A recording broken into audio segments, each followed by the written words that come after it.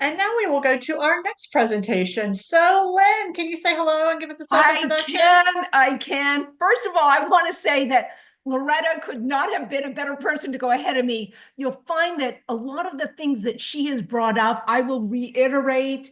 The things about empathy, the things about building trust, building teams, empowering people. That's what my talk is all about. So in many ways, we'll have a chance to really sort of get reminded of many of the things that Loretta brought forward. So thank you, Loretta. It was a perfect setting, perfect foundation, and a fabulous talk. That's for sure. So I don't want to keep you too long. I'm going to give you the skinny on who I am. I'm Lynn Blenkhorn. I've been in media relations for 25 years. My role is I'm a senior media strategist and a senior media leader at Olgivy Health, where I've been for the last 15 years. On my day-to-day, what I do is I counsel and provide strategic guidance to my clients in the pharmaceutical and biotech field. I also work to lead teams who are executing on campaigns. One of my big things, and Loretta, I think you'll agree with me here, is I really feel that a big part of my job is mentoring those behind us. And actually, they're mentoring me because the world, as Loretta said, is changing dramatically. And things that I didn't have to use years ago in my profession are now changing, and I'm learning from them. So having that open environment is just so important. Probably the love of my job is media training executives for different broadcast and print media interviews, and finding their sweet spot. I take a really different approach to media training where I don't sort of kick people down to bring them back up. I take what's best in them. I find their best points, their sweet spots, and I really work with them to make sure that they can deliver effectively and poignantly and powerfully in their interviews and really deliver their messages. So that's just the skinny on me. We're going to dive right into empathy in leadership. And Loretta, you set that up beautifully, and I know that was really an important part of your talk. Like many of you, I think what's really important is many of us learned empathy and leadership first and foremost from our parents. My dad, real academic, had a line when we were going out the door on the day of our test, and he'd say, "Listen, I'd really like you to get 100%, but don't worry, if you get 99, I'll be happy." So he had very high academic expectations for us. On the positive side, despite him making his expectations clear, he always gave us the tools and support we needed. He would work endless hours at night to teach us, to work with us, to make sure we were ready for tests. So I think what I learned from him is he set clear expectations, but he gave the tools and support that we needed in order to achieve as best as we could. My mom, totally different style. My mom was the alter ego of Mary Poppins. She was a spoonful of sugar helps the medicine go down. She was all about praise. We didn't have to sit in corners. We didn't get disciplined, but we really strove to get her praise. However, my mom was extremely strict. She had 7 kids, and we all had to be extremely disciplined. So you had to make your bed before you left the house. And if that meant you missed your bus, well, you only missed it once, because I tell you, you didn't want to walk to school in the distance I had to. You always had to make sure that your chores were done before you went out and did anything fun. So chores were a priority. Your homework had to be done before you could even watch your favorite program, make a call to your friend. All of those things, and there were so many more, were things that she expected of us, made it clear. And while she didn't discipline us, if we didn't get that praise, it was worse than being disciplined. And so we learned praise from our mom. We learned that we want to set expectations and rules, but make sure that, that you praised when they were done so that it would motivate you. So those are just a couple of learnings from my parents. Now I really want to dive into leading with empathy, and you can go forward to the next slide. And the next one too. I think the agenda will be clear. I love this saying. I love this saying. And I think this is something that is really hard as a leader. But it is a lesson actually my father used to always tell me. If people in your team do well and better than you, then you have done your job. And that is what a leader with empathy, a leader with emotional intelligence can really give you. And we're going to delve into just a couple of slides, a couple of thoughts on empathy and leadership. And empathy and leadership, when Shelley came to me to ask me to speak, I thought I could do something in my sweet spot, an area of expertise. But instead, I wanted to cover an area of passion that I think is really important for leaders to have. And I have to tell you, empathy and leadership is something that is a journey. And it's something I'm still working hard on, but it is worth it because of the benefits that it actually results in. So next slide. So I can't even begin to tell you all the definitions and interpretations out there on empathy and leadership. But there are a couple of fundamentals that I think are really important that can be implemented into your workplace, into your style as a leader, that are not difficult, but that are really important. The first one is you want to make sure that you recognize and appreciate everyone on your team, no matter what level they come at, no matter what their experience.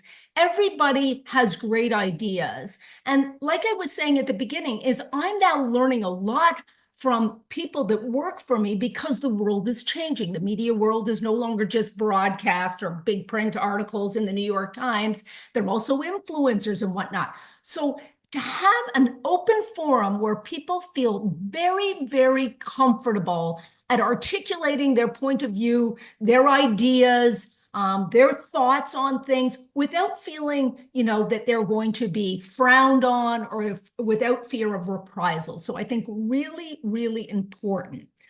And the other thing is you want to, and Loretta really hit home on this, you want to foster a supportive and trusted work environment where they don't have fear of reprisal. You want them to be able to feel like I can openly express my ideas. And truly, as leaders, even if we don't take those ideas, having those ideas could come into play at a later date, or could come to play in terms of the current campaign. So really important to have a supportive and trusted environment that's open for everyone to express their ideas. And I read an article just really recently, and it was about whether or not you should know the salaries of the people that work for you. And they say often not knowing is better only because you're not judging them on their levels, but you're listening to their ideas. And the other thing, very similar to what I told you about my dad, is empathetic leaders not only set strong goals, not only have high expectations and make them clear and bold, but they also give you the tools and the resources to be able to carry them out. And I think that's really important, whether it be database, whether it be access to AI, whether it be access to other team members that can really give their experience or really, really help out in terms of finishing that project. Really important for us to know that we not only set the bar high, but we gave them the tools to work with. So really important. So next slide.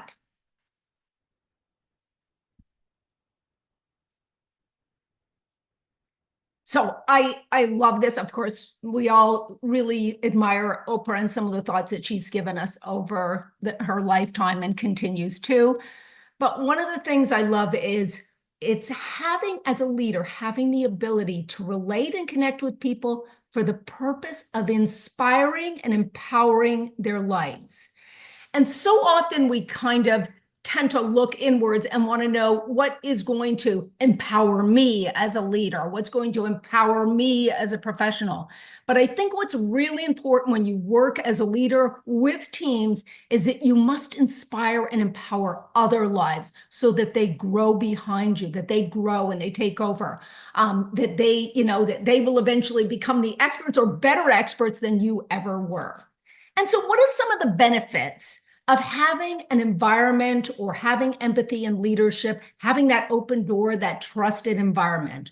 Well, first and foremost, you have a happier and much more productive team and workforce. And as a result, which I think Loretta will agree with, when people are happy on the job, they stay a lot longer and the retention is so much better. And I think that's important for both the company as well as for the person themselves. Individual team members want to continue, improve, and excel on their job. And so that's what you want. You want someone who continues to grow. And it's really been interesting this past year working with a lot of younger people and really seeing them say, okay, Lynn, I want to get better at this. I'm willing to put in the extra time. I want to do this with you. I want to learn this with you. And so fantastic that they have that kind of motivation. People with pride in their contributions. You always want people that have contributed to feel proud of their contributions. And that often comes from my mother's philosophy of praising them when they do such a great job. You want employees to be proud of the organization they work for. We've all worked for organizations we're a little dubious about, but then when you get into an organization, you think, this is the best place I've ever worked. You become a natural ambassador because you're always talking about how much you love your job, how much you love your organization, how much you love your boss, how much. Those are natural things that you want that are the benefit of having leadership with empathy and emotional intelligence. And of course, because you have that openness, you have a creative team. And I thought I'd tell a really, really quick story that sort of exemplifies this. I worked for 2 bosses in a row. And they both had, the big office at the end of the hall that was totally gorgeous. And my first boss was not a social guy, not interactive, rarely gave out praise. And you rarely stepped over the threshold of the door in his office to share an idea, to share success. You just didn't do it. And as a result of that situation, every day going to work, taking an hour and a half commute on the train, I was anxious about going to my job. I knew I was good at it. I knew I had the tools to work with it, but I just never felt comfortable in that place. I ended up moving. Actually, somebody hired me, and I ended up moving.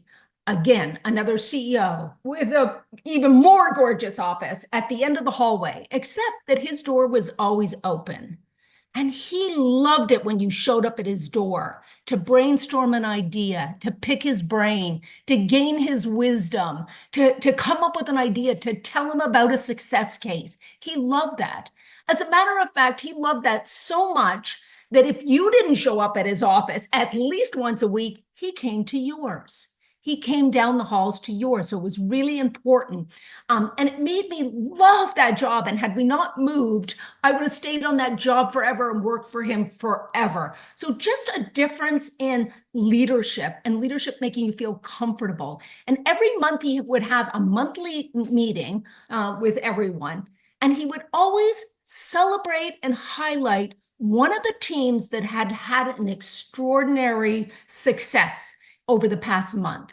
And it would just be so beautiful. And not only would he praise them, but of course, because we were so excited for our colleagues, we would celebrate it as well. Really made for such a wonderful environment. And that's the kind of leadership and environment you definitely want to inspire in your organizations.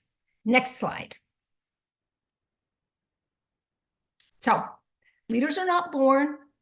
It's not an innate. Empathy in leadership is not necessarily innate. It's a journey. It's something you work on and you work really hard at.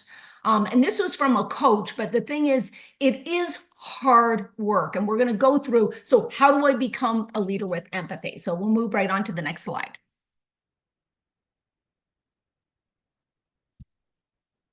So a couple of tips that I've learned, and they're not the be all and end all, but they are a couple of good ones. One of them is to become more self-aware, to recognize that you come with your own biases, you come with your own emotions, you come with your own experiences, that you must open yourself up to that. And this is something I personally struggle with. Not that I love hearing from other people, I love being open, but there are times I catch myself either frowning at an idea saying, oh no, I've been in the business long enough to know that that doesn't work. Now, I don't say that out loud, but you can see it from my body language. Or sometimes I cut into people too fast to find out more rather than listening attentively, and reflecting on it and incorporating that into the discussion that follows. And that's something I work on. I really try hard at. There are times I fail, but there are also times I've gotten so much better at being self-aware about my own sort of biases and whatnot. Adopt a coaching mindset. So rather than being a manager, become a mentor, guide, teach, give. Those are things that are so important and that tend to inspire the people working for you so much more. So coaching, I say coach, certainly over manager, mentor, very important part of the job.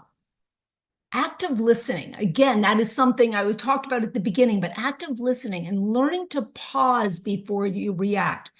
Learning to really listen in and stop and then be able to reflect on what you're saying. And if you do respond in a very sort of thoughtful way, very important because we're all sensitive. We all want people to listen to our ideas, but we also want you to be able to respond in a positive way. That's very important to all of us. Share your knowledge and experience without reserve. And this is difficult for a lot of us leaders. We have really worked hard to get to where we are. And we did it through hard work, through learning, through, like Loretta said, continuous learning and reading and wanting to get better at our job. And we finally get to the top and we're good at it. We're really good at it. And sometimes it's difficult to pass that on. But over the past couple of years, one thing that I've done is of course, am in media relations, so I'm a little focused on that. But one thing that I've done is run a media boot camp. And at that camp, which is a full day course, and there's lots of activities to keep everyone sort of energized, but I give anyone interested in media relations everything I know about media relations, the things, the good, the bad, the ugly, everything they need to know so that they can then do a lot of the work that I was doing all the time. And I get to see them, one, be successful, two, grow as media people, three, I get alleviated from the burden of doing all the work myself. But sometimes it's hard to give up those reins. Sometimes it's hard to give up all your knowledge, but it is the best thing that you can do. Praise, achievement, and hard work, and I separate those two. So when somebody does well, make sure you praise that success, that is theirs. The other thing is success is not all the time. And so remember that some people may not have those large success cases. It may take 6 months, it may take longer, whatever the case is, but they're still working hard. They're still contributing. So make sure you also praise that because that will keep them motivated. That will keep them inspired. That will make them feel good about their job. I loved how Loretta said this. I'm going to reiterate it, Loretta, only because I think it's so important, but she talked about model the way that you want others to act, to be disciplined, to carry out their job. If you're telling people that they got to work hard and they've got to stay extra hours, you got to do that too. You've got to show that you're in it with them and model the behavior. If you want them to be positive, you've got to be positive. If you want them to be inspired, then you've got to be, you've got to inspire them. You've got to empower them. Very important. And then Loretta brought up something, and I won't get into it as deep as her because she's the expert at it, but it's addressing conflict. And I know a couple of you I saw in the chat did actually have some questions about this. And addressing conflict is no easy task. And internally, certainly on some of my jobs, there's been a lot of internal conflict, people bashing each other, talking about each other, power struggles going on and stuff like this. And again, I learned it from the boss with the big office down at the end of the hall that had an open door.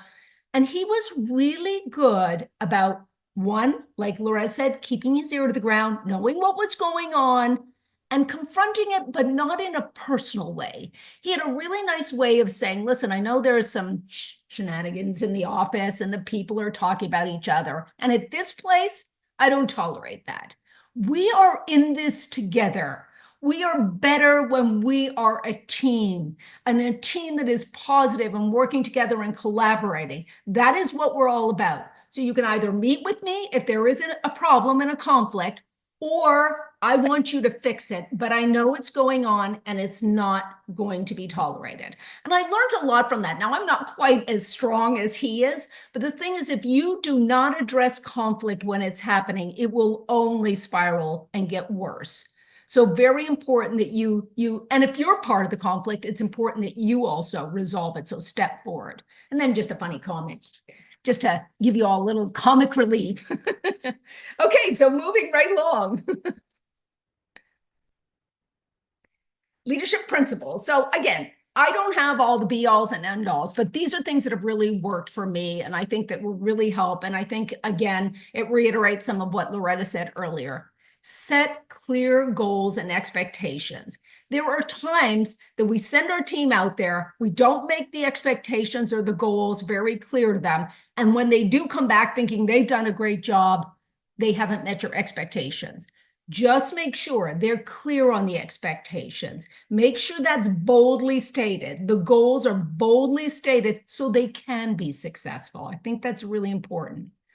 Equip them with the tools and the resources that they need.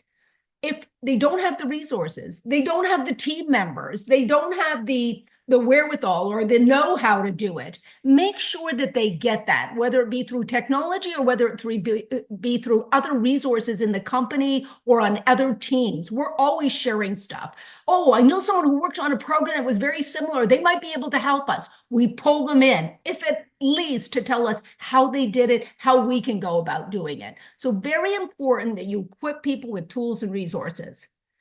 Foster open communications. I talked about this. Build a trusting environment where people's ideas can be shared and feedback is, given openly, and that people feel really a part of the process. So important.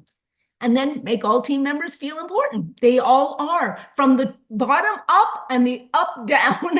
It's so important that everyone feels important and part of this program. Getting their buy-in, getting their feelings on it, getting their perspectives on it, very important. Focus on strengths. And I learned this from a leader of mine. She never pulled together a team of the same people that were really good at the same thing. She always pulled together a team that had individuals that were expert in different areas. And then there was some overlap as well. And she always made me feel good because she would say to me, Lynn, I don't expect you to do the financial reports on this account, which I would have been a disaster at. But I do need you to get me the New York Times, or I do need you to get me on USA in USA Today, or whatever it is, on the GMA or whatever it was. That was where I could really play into it. But she did expect other people then to do all of the other roles, write the strategic plans. We had editors that could just edit everything beautifully and make everything sound great. So, each member can contribute in their own way. And actually, when you work on teams, you also learn so much more from other people, and you actually get better as a rounded professional.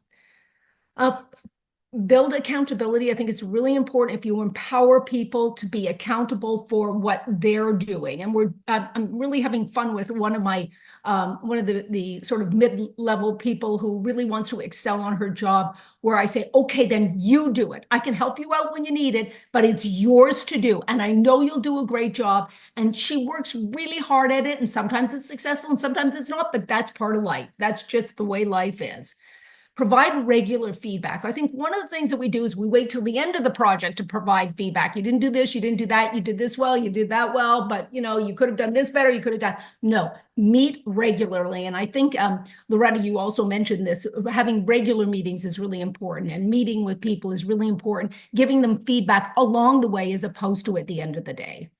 And then foster continuous learning. Oh, you want people to be learning all the time, but you also want to give them the time to learn, the time to go to seminars, the time to listen into webinars, the time to go to courses if they can go to courses. We all want to grow, and that's what actually retains people. They love their job, they feel like they're growing, they're getting opportunities, they're contributing in a big way. Those things are so, so important.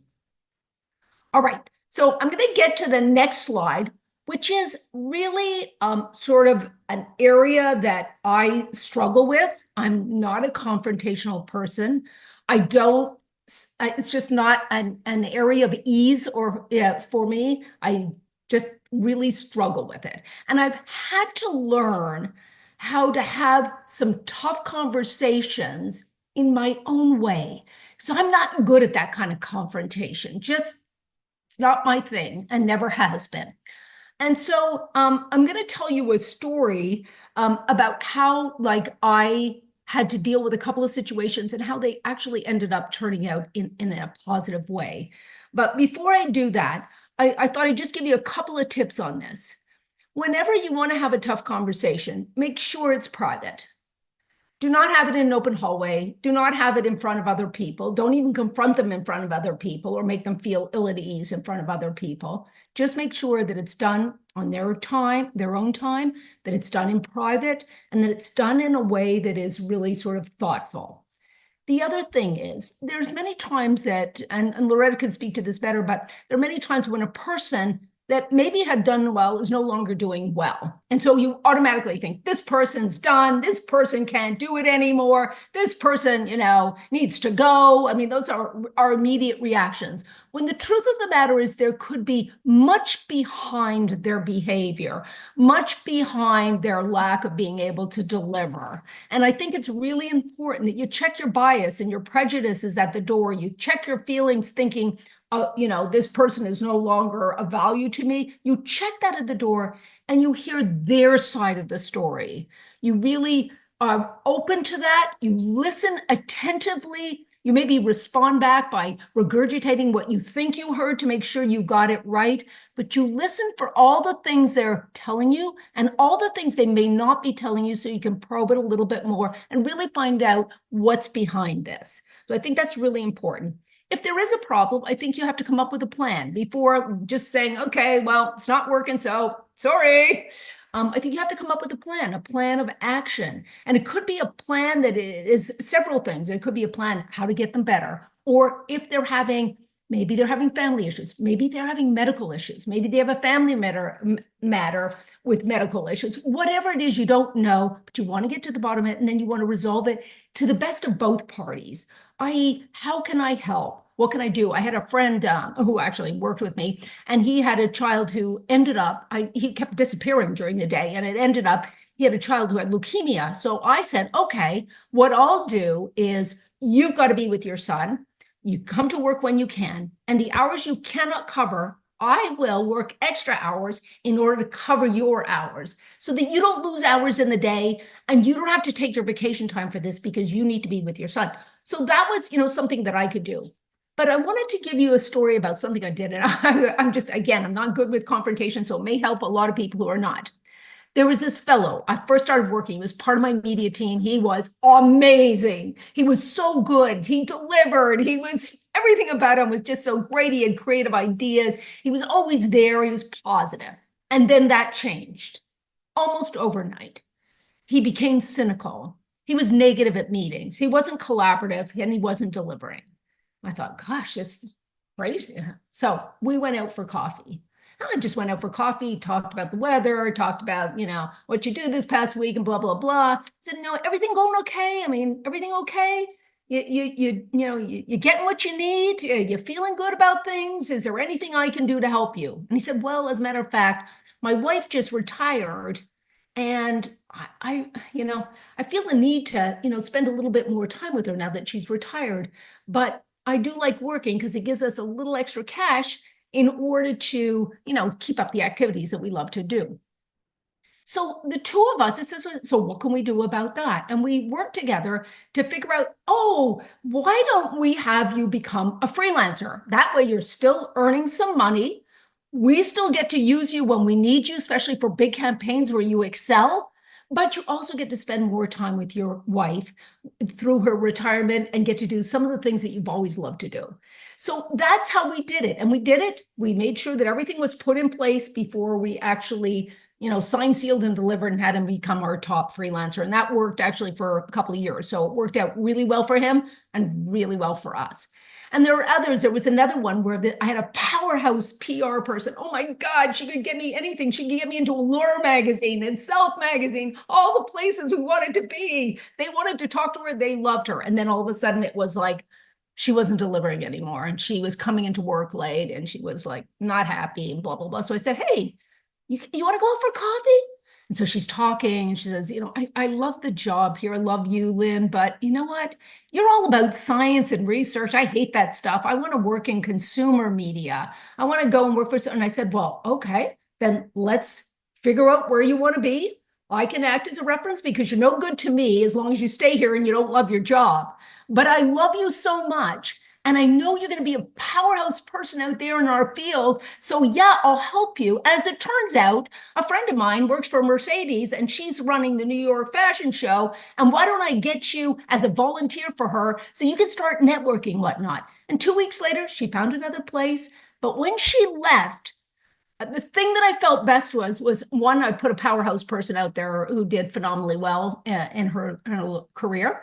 But two, she didn't leave disgruntled. She left loving our company because we worked with her to find her a place and a place that she loved. So, those things come back to really help you out. Okay, we'll start, I think like Loretta said, we'll start to ramp down. Okay, next slide. Okay, I just want to close with this, but these are a couple of quick tips, and I hope you take them with you and you pin them up or whatever you do in your office. But these are things that I learned from working with great leaders.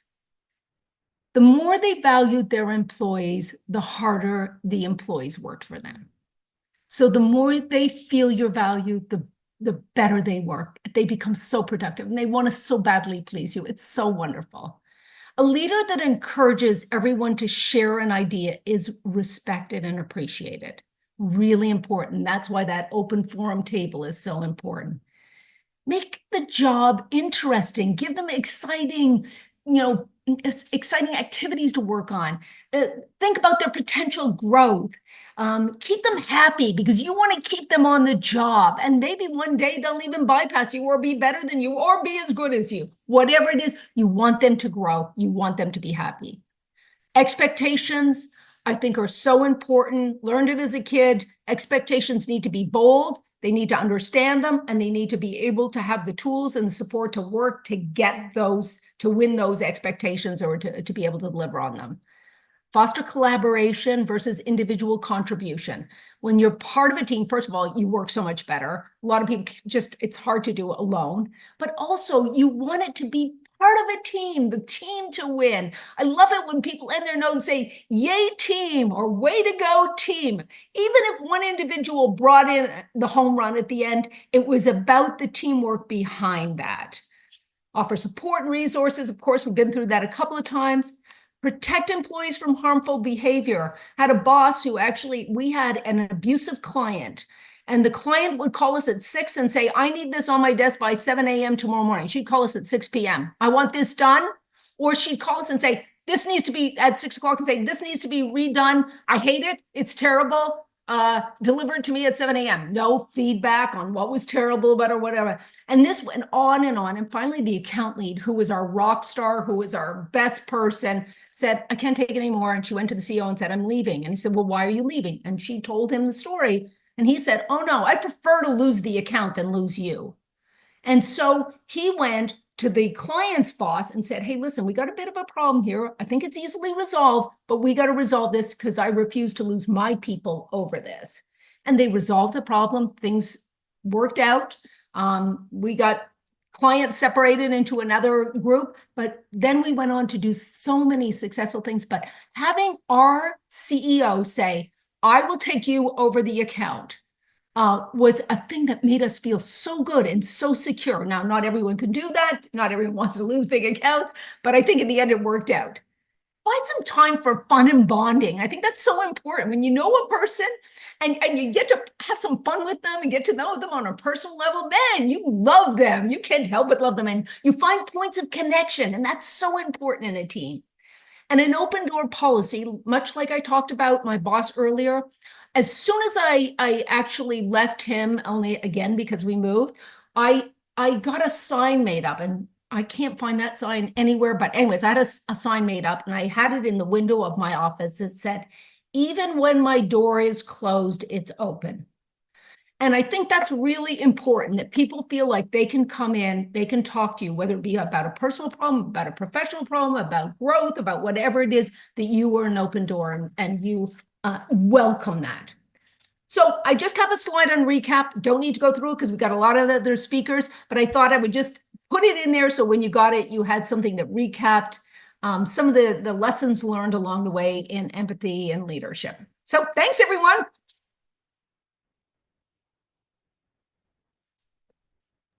Well, Lynn, thank you so much for your energy. We really appreciate your time. Do you have time for a few questions? I do. Okay, so let's start with the first one from Shelley. This came in early in the presentation. Has your leading style changed, especially with the younger workforce? I'm struggling to manage young teams. I keep thinking, does anyone want to work? And I also feel terrible. So my leadership style has changed, and a large part of that is because you become more confident and secure as time goes on. And so you're less, you're more secure in your role, and therefore you're able to be a lot more open, a lot more empowering, a lot better with them. But in terms of the young people, frankly, they keep me young. Frankly, they keep me hopping. They actually motivate me because they're coming up with all these new ideas. And I have to say, so what does an influencer do? Or how much, what can we gain from that? All of these things. So I actually think that the young people keep me young. They keep me growing. As Loretta said earlier on, the world is changing. And they will help us change. And the wonderful thing is they look up to you because you're their whatever, their boss, their manager, whatever it is. But they also they want to help you. They want you to understand their point of view because they want to push it forward. They want their idea to go forward. So I also find maybe, and Loretta can speak better to this than I can, but I think we also hire well. We hire those people. When back in the old days when we had fax machines and stuff, I said, when I was interviewing people, I'd say, if I made you do 150 faxes one night because we had to get it out by fax, would you do it? And if they were like, well, yeah, sure, if you needed me to, blah, blah, blah, I didn't want them. I wanted someone that would do anything, that would really work hard with me, that would get the job done. So I think hiring well, I think is really important. Two, motivating them, making them love their job, and you will see a change in attitude. Setting goals, I think that really helps. Setting the expectations, giving them the accountability to deliver. I don't want to do that. Well, that's your job and you took it on, so you got to deliver, and your deadline is. And I do it in a nice way, but in a way, nice as I am, I can also be, hey, because I'm disciplined. So I like things to be disciplined. So hopefully that answers your question, Cherise. Yes, great one. All right. And a fun opposite, Abigail says, fun opposite question. What was the best lesson you learned from a bad leader? So, the bad leader is actually the one that was down the hall that, you never stepped over the threshold. He taught me so much about my field and my profession. He scared me, no doubt about that. But he would, and because again, I don't want to bore anyone with the fact that I did media relations, but he would make us, we all had to take on, we all had to read the newspapers every day when we came in, and we had TVs all over. So we had to know all of the different media, and we had to know them well, and we had to know the top stories. And he would randomly call a meeting, scared the bejesus out of me, but he would randomly call a meeting, and then he would randomly point to people and say, what did you read in the New York Times today? Who was the reporter? What was the key takeaway? I got to tell you, I thought, this guy is mean. This guy is not even nice. But you know what? To this day, I read the New York Times every single morning. I read the Wall Street Journal. I watch MSNBC. I watch CNN. I watch all of them. You learn from them. Did I stay with him long? Actually, longer than I thought. But I still to this day say he did make me better at my job. He did make me disciplined in terms of what I needed to do in order to be good. And he did teach us those kinds of skills, just wasn't very motivating as a person. That's wonderful. And then our last comment's from Rochelle, and she says, Lynn, that is why I did not enjoy agency work. I had to work I had to work Christmas Day 2019. We had a meeting with a client at 4 p.m. Eastern on Christmas Eve, and the client says, I expect the task done by 8 a.m. on the 26th of December. Well, we've all been there, Rochelle. I am so sorry that happened to you. I just was in a meeting yesterday and they said, Lynn, would you be available December 29th? I'm like, what? I'm too old for this. Sorry. No, I'm kidding. But yeah, I guess we did it in our youth, but I think that's again, Rochelle, I'm sorry that happened to you, but, and it does happen. There's no doubt about that, especially in agency life, because you're at the bid and call of the clients. I think the clients have actually gotten better over time, and they too don't want to work those dates. So hopefully we don't have to deal with that too often. Not that helped you, Rochelle. Well, as we wrap and before we move to our panel, do we have any final words of wisdom for all of our viewers? I think, like I said, make your expectations clear. Praise, you can't give enough of it, especially if there is success or there's hard work going on. I think that really motivates. Make sure you have an open door and a trusted environment where people don't fear reprisal, but instead feel like my ideas, my concepts, my point of view was really well taken. It was a contributing part of the conversation. I think those things are really important. And again, as leaders, make sure we have to change our mindset over time. Now that we're in a leadership position, we should not be insecure, but we should be secure enough to really elevate our people. I always say, I mean, you have to go to the last slide. I don't know if you can get there, but this is, keep going. One more slide. This is like, what? No, not the Q&A, the one before you just had. No. Yep, there it is. A leader is best when people barely know they exist, and when their work is done, their aim is fulfilled. Others will say, we did it ourselves. And that was something my father taught me when I'd call him and complain, oh my God, I did it all myself. You can't imagine how well I did. And you know what? My name wasn't even in the follow-up note, and he'd say, yep, but Lynn, you did your job. So I think it's that thought is really something we have to keep in our mind, hard as it is. The truth is, if people take credit for our work, people grow and become better than us, we have done our job. Well, thank you so much for your time and your energy today. You're welcome.